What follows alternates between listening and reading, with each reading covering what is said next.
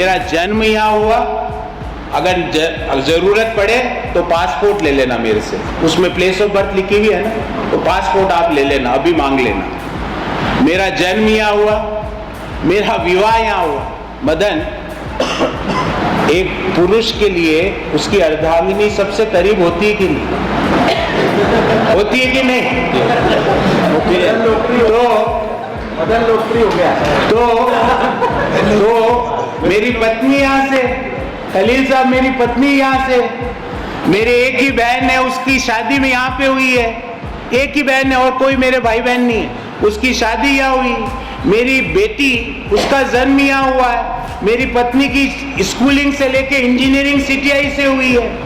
और मेरी बेटी हमेशा मुझसे हमेशा एक कंप्लेंट करती है कि मेरे पासपोर्ट में प्लेस ऑफ बर्थ कलड़वास क्यों लिखा हुआ है। मैंने कहा भाई तेरा जन्म गीतांजलि अस्पताल में हुआ और गीतांजलि अस्पताल में जन्म लेने के बाद उदयपुर नहीं कलड़वास लिखते हैं, तो अब आप कहोगे साहब ये बच्ची तो उदयपुर की नहीं, ये तो कलड़वास भेजो इसको। ये कैसी बचकानी बातें, इन बातों में दम नहीं है। विकास की बात करो, युवाओं के रोजगार की बात करो, लोगों के जीवन की में क्वालिटी इंप्रूव करने की बात करो, जगदीश चौक में स्वच्छ पेयजल पहुंचाने की बात करो, ट्रैफिक मैनेजमेंट की बात करो, छोटे दुकानदारों का व्यापार कैसे बढ़े इसकी बात करो, उदयपुर में टूरिस्ट फुटफॉल कैसे बढ़े इसकी बात करो, नए मिनरल्स और माइंस की उपलब्धता कैसे हो, उनकी खोज कैसे हो इसकी बात करो। लोग इसमें ज्यादा इंटरेस्टेड है। एक जुमला दिया था 6-8 महीने पहले, हेरिटेज वॉक, आपने भी सुना होगा। कौन कर रहा है वो हेरिटेज वॉक? कहाँ है वो हेरिटेज वॉक का सर्किट? वो बताए हमको आके कि कौन सा हेरिटेज वॉक हो रहा है।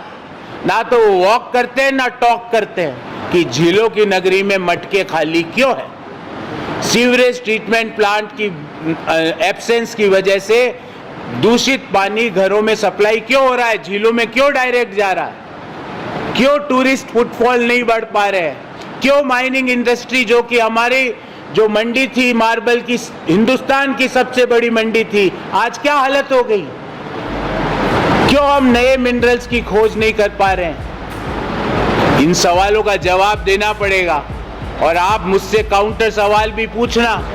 उदयपुर शहर के लोगों को इस बात में कोई संदेह ही नहीं है, क्योंकि पिछले 8 महीने से घर घर मोहल्ले मोहल्ले गली गली जाकर प्रोफेसर गौरव वल्लभ भी सुन रहा था। एसी चलता है, हमारे भाजपा के नेता रेस्ट करते हैं तो उनको पता ही नहीं। तो 1 साल नहीं, 2 साल नहीं, 10 साल नहीं, मरते दम तक उदयपुर में प्रोफेसर गौरव वल्लभ रहेगा, ये गारंटी आपको मैं दे रहा हूं। भारतीय जनता पार्टी को, क्योंकि उनके पास उनका ना तो नेता है, ना नीति है, ना नियत है। उनके जो वर्कर्स है, वर्कर्स, जब मैं डोर टू डोर कैंपेन कर रहा हूं, वर्कर्स मिलते हैं कि साहब, ऐसे कान में बोलते हैं, साहब आप जीत रहे हो। मैंने कहा कौन आप? मैं भाजपा का मंडल अध्यक्ष, मैं एबीवीपी का अध्यक्ष। ये मुझे कान में बोल के जाते। तो मैंने कहा फोटो खिंचवा ले, तो बोले फोटो सर 3-4 दिन में खिंचवाता हूँ। कि साहब ये मल्टी लेयर पार्किंग जो आपने सूरज पोल पे बनाई, वहां 2 ही गाड़ियां दिखती है साहब, और पता नहीं किसकी है वो मदन 2 गाड़ियां, पता लगाना यार। तो वो 2 ही गाड़ियां वहां दिखती है और तीसरी गाड़ी नहीं है। एक और आपको अद्भुत इनका कारनामा बताता हूं। आपने आज तक चौराहे जो सर्किल है वो तो छोटे देखे होंगे और रोडें चौड़ी देखी होगी, इन्होंने उन चौराहों को बड़ा कर दिया, रोडें सकड़ी कर दी। ये कहां से आता है कि हमारे जो भारतीय जनता पार्टी का जो उदयपुर शहर के प्रत्याशी हो, वो कभी जगदीश मंदिर नहीं जाते। चलो साहब जगदीश मंदिर नहीं जाते होंगे, महाकाल जी जाते होंगे। बोले महाकाल जी भी नहीं जाते साहब, महाकाल जी नहीं जाते। चलो साहब नीमच माता, अंबा माता, कालका माता जाते होंगे, चल के वहां भी नहीं जाते। बोले वो, चलो साहब वहां नहीं जाते तो मेवाड़ के एक ही नाथ एकलिंग नाथ जी में तो जाते होंगे, वहां भी नहीं जाते। चलो साहब वहां भी नहीं जाते तो भगवान श्री महावीर जी के मंदिर तो जाते होंगे, बोले वहां भी नहीं जाते। और सवाल करते सनातन के। अब बताओ आप, खुद गुरुजी बैंगन खाए दूजन को दे उपदेश, हमसे सनातनी का सवाल पूछ रहे हैं हमसे। सनातन है सर्वधर्म संभाव, सनातन है वसुदेव कुटुंबकम, सनातन ये है कि दूसरे धर्मों में जो अच्छी चीजें हैं उसको ग्रहण करो। सनातन ये है कि दूसरे धर्मों को नीचे दिखाने का प्रयास मत करो। सनातन ये है कि मेरा और प्रभु का जो रिलेशनशिप है, भगवान श्री राम, जगदीश भगवान, अंबा माता का और गौरव वल्लभ का जो रिश्ता है वो यहाँ प्रेस कॉन्फ्रेंस में बखान मत करो। हम तो उन परंपराओं का निर्माण करते हैं। मुझसे सनातनी पूछेंगे, रामचरितमानस की चौपाई आती नहीं और सनातन की बातें करते हैं। अब मेरी आयु कितनी है वो तो मुझे पता नहीं है, मुझे नहीं पता, पर मरते दम तक उदयपुर शहर की सेवा में रहूंगा, ये मेरा आपसे वादा है। तो कुछ तो अच्छा यहाँ के महाराणाओं ने और सुखाड़िया साहब ने अच्छे काम खूब किए। आपने कहा ना कुछ तो अच्छा, कई चीजें अच्छी है, पर इन्होंने क्या किया? अगर जोनल रेलवे ट्रेनिंग इंस्टीट्यूट आया, सुखाड़िया साहब लाए। अगर पूरे प्रदेश में पहला कृषि विश्वविद्यालय बना, सुखाड़िया साहब ने बनाया। अगर इंफ्रास्ट्रक्चर बना, सुखाड़िया साहब ने करा। अगर पेयजल की समस्या का परमानेंट बड़े पैमाने पर हल किया, सुखाड़िया साहब ने किया। तो अच्छी चीजें हैं, अच्छी चीजें तो अद्भुत है। और ऐसी चीजें हैं कि मैं तो अभी धनतेरस में लक्ष्मी मंदिर जाके अपने लिए, सबसे पहले अपने लिए धन ऐश्वर्य मांगूंगा और फिर सब आपके लिए मांगूंगा। इससे अच्छी चीज क्या है कि दुनिया में, देश में नहीं दुनिया में एकमात्र माता लक्ष्मी का मंदिर है, एकमात्र। और दुनिया में कहीं भी, पूरे विश्व में कहीं भी लक्ष्मी माँ का मंदिर नहीं है। उसको हम डिवोशनल टूरिज्म स्पॉट नहीं एस्टेब्लिश कर पाए। जगदीश चौक पे हम टूरिस्ट सुविधा केंद्र का एक टेंट नहीं लगवा पाए।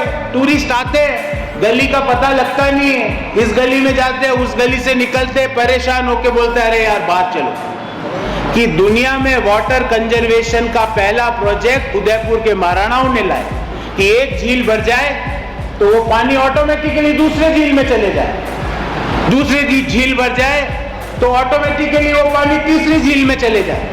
इससे अद्भुत वाटर कंजर्वेशन का आर्किटेक्चर आज से 500, 700, 1000 साल पहले पूरी दुनिया में कोई सोच ही नहीं सकता। ये अच्छी चीज है। जगदीश मंदिर जिसमें जाते ही सारे दुख, सारी प्रॉब्लम्स हल हो जाती है, वो अच्छी चीज है।